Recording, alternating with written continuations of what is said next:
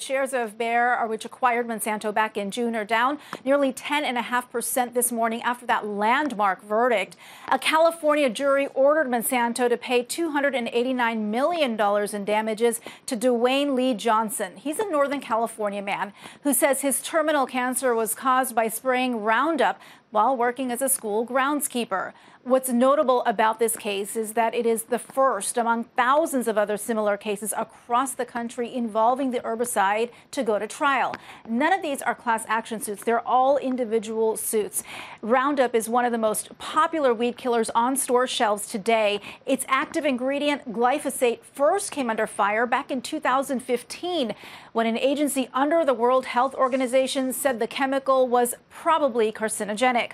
But Monsanto vigorously disagrees, saying more than 800 scientific studies and reviews and conclusions by the U.S. EPA, the U.S. Institutes of Health, and regulatory authorities around the world support the fact that glyphosate does not cause cancer. Monsanto says it will appeal. Meantime, the next case involving Roundup is scheduled to go on trial in the fall in St. Louis. Back to you guys. So these cases are all over the country. It's not like somebody jury shopped, et cetera, to get this really big number. There are 5,000 cases out there on this. Yeah.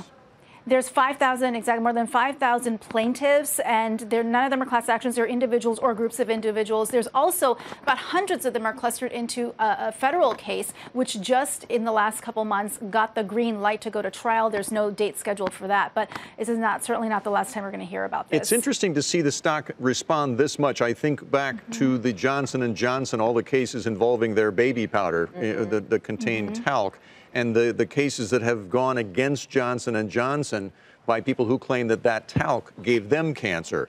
But those cases were reversed in many cases there. So, you know, I don't know whether the market doesn't think this case is going to be reversed or what, but it's interesting to see the impact these things can have on the corporate parent here. But the number. Well, there's thousands of cases on the J&J talcum, they've too. reserved properly for this. Good point. No, I meant the size of the award, the number of the awards. J&J has done that, that's for sure. Huge.